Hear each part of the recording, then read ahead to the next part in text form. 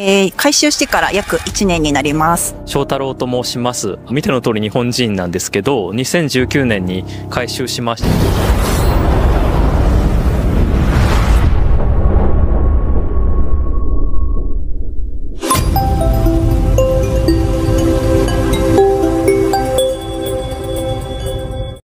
Sesuatu yang mengejutkan sedang terjadi di Jepang. Perubahan yang halus namun kuat, yang mungkin tidak Anda duga. Islam terus berkembang di jantung negara yang terkenal dengan kehidupan modernnya yang serba cepat.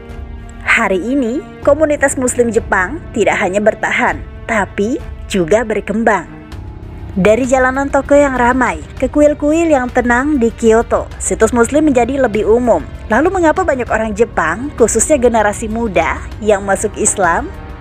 Mari kita dalami kisah inspiratif ini. Hal ini membentuk kembali Jepang dengan cara yang tidak disadari oleh kebanyakan orang. 日本人ムスリムのサキ・サフワと申します。カイジと申します。30歳で日本で生まれ育ってます。2017年にイスラムに改宗をして、すでに7年が経っています。こんにちは、ゆいです。私は日本出身で、ムスリムです。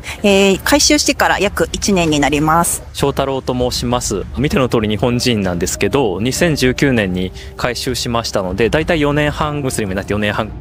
Apa yang menyebabkan negara yang dilanda sekularisme dan ateisme ini membuka mata terhadap indahnya kebenaran Islam? Alasannya banyak dan beragam, karena setiap orang dibimbing melalui cara yang berbeda. Tapi satu hal yang bisa kita perhatikan adalah banyak orang Jepang yang tidak kehilangan fitrah dan gagasan mengingat Tuhan dalam tauhid yang beresonansi dalam benak mereka. 部下の関わりとか人を大切にするっていう文化があるんで、イスラムの中ではオベイしないといけないのはアッラーだけ。人に対して服従する必要はないし、縦の関係っていうのが個人とアッラーだけ。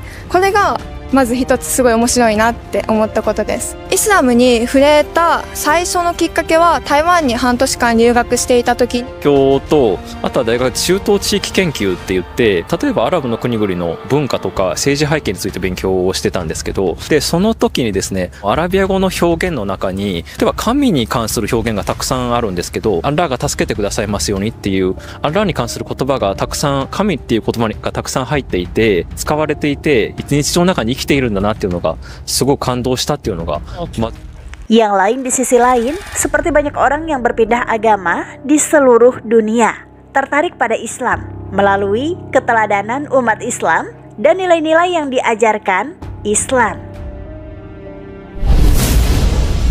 にブルネイという東南アジアのちっちゃい国に留学をしたんですけれども、 70% から 80% はイスラム教の方でした。ホスピタリティだったりとか、優しさだったりとか、価値観、考え方っていうところがものすごく自分の考え方とフィットして、それにやっぱりすごく共感というかシンパシー感じたので、はい、改修を2017。 Namun, pertumbuhan Islam di Jepang merupakan pencapaian yang luar biasa. Hal ini bukannya tanpa tantangan. Tentu saja, Jepang tidak terlalu memusuhi seperti Eropa terhadap Muslim, seperti yang dikatakan sendiri oleh Muslim Jepang. ヨーロッパとか欧米の国々と比べると、やっぱり日本はイスラムに対するヘイトとか非常に少ないと、そういうところで差別を受けたことってのはほとんどない。 Muslim Jepang pasti menghadapi beberapa tantangan dalam kehidupan sehari-hari. Jika hal tersebut tidak datang dari media atau aktivis sayap kanan. 日本だとムスリムって言えない状況が生まれてると思いますか？た瞬間に聞いてはいけないものを聞いてしまったような表情をされる方。電車の中で私ヒジャブ被ってるんです。被ってる時は隣に誰も座らないし、目線は感じますね。あれ、顔日本人っぽいけどこの人ヒジャブ被ってるけどみたいな感じかもしれないんです。あなたはどっち側なの？ Tapi meskipun begitu, Muslim Jepang bangga dengan agama mereka dan dengan bangga mengatakan bahwa mereka akan membesarkan anak mereka sebagai seorang Muslim di atas segalanya. 方とかもやっぱりそういうのはありますか？まず一つはムスリム、イスラムとしてどうやって育てるか。もう一つは、そのよく言われるハーフ。まだそこまで言葉も喋れないんですけれども、じゃあ言葉をどうするのかとか、じゃあ公立の学校行ったら、私立の学校でもいいんだけど、給食は多分他の人と違ったりするとか、クリスマスはね、祝わないから、ハロウィンもない、バレンタインもそうね。Kenyataannya adalah bahwa Islam adalah obat untuk permasalahan setiap masyarakat. Dan Jepang tentu saja mempunyai permasalahannya saat ini. Mulai dari meningkatnya isolasi sosial hingga menurunnya angka kelahiran. Jepang sedang menghadapi masalah modern yang unik. Sebagian besar disebabkan oleh gaya hidup yang dipaksakan oleh penjajah barat. Jepang sedang bergulat dengan epidemi kesepian yang parah. Dan lebih dari 30% penduduknya mengalami isolasi sosial. Fenomena tersebut yang dikenal sebagai hikikomori mempunyai akibat yang parah. Islam dengan penekanan kuat pada komunitas dan ikatan sosial menawarkan obat penawar ampuh terhadap krisis ini. Dalam Islam, konsep ummah merupakan pusat keimanan. Umat Islam didorong untuk bersatu dan berdiri sebagai satu tubuh. Barang siapa yang puas tidur dengan perut kenyang, padahal tetangganya kelaparan, maka ia tidak beriman menurut Islam. Dalam agama kami mengajarkan kepedulian satu sama lain dalam setiap skala yang memungkinkan, baik itu suatu lingkungan atau suatu bangsa. Lebih dari itu, rendahnya angka kelahiran di Jepang merupakan kekhawatiran yang mendesak. Dengan populasi suatu negara diproyeksikan menurun sepertiganya. Pada tahun 2065, krisis demografi ini mempunyai dampak buruk terhadap perekonomian, jaminan sosial, dan kesejahteraan Jepang secara keseluruhan.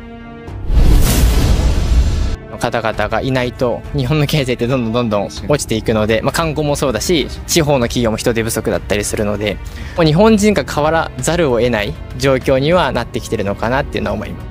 Islam dengan penekanan kuat pada nilai-nilai keluarga dan pentingnya anak menawarkan solusi terhadap masalah ini.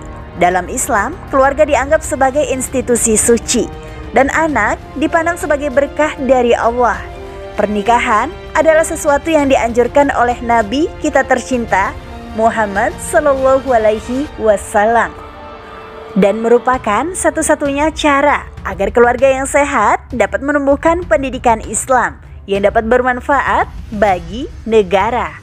Jepang sedang menghadapi kesehatan mental yang buruk dan krisis bunuh diri yang langsung diatasi oleh Islam. Larangan langsung untuk bunuh diri menunjukkan bobot tindakan tersebut yang harus dihindari dengan cara apapun. Dalam amalan sholat sehari-hari, zikir dan pembacaan Al-Quran adalah sebuah hal yang dapat membantu setiap manusia menemukan kedamaian dan kenyamanan. Dengan memeluk Islam, orang Jepang dapat menemukan rasa damai dan tenang dengan mengembangkan mekanisme mengatasi yang sehat untuk menghadapi stres dan kecemasan. Faktanya, komunitas Islam di Jepang sudah memberikan dukungan dan sumber daya untuk kesehatan mental, termasuk layanan konseling yang menunjukkan bahwa umat Islam benar-benar peduli terhadap kesehatan mental semua manusia.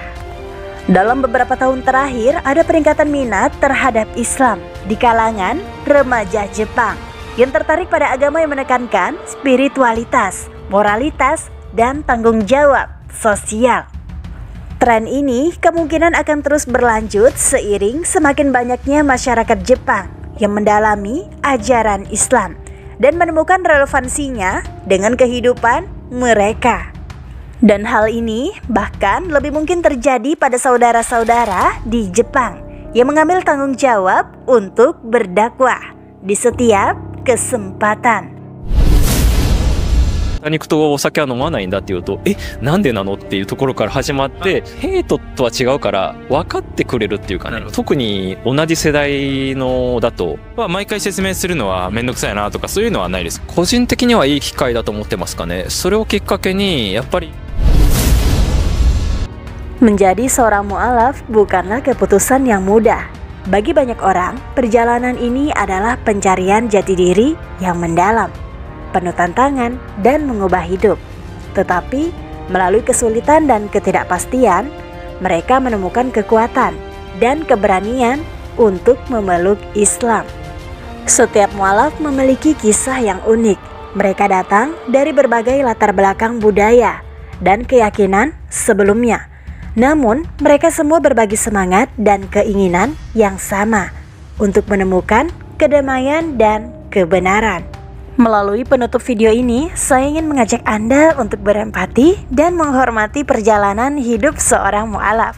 Mari kita membuka pikiran dan hati kita untuk memahami pengorbanan dan pengalaman mereka dalam menemukan iman baru bagi mereka.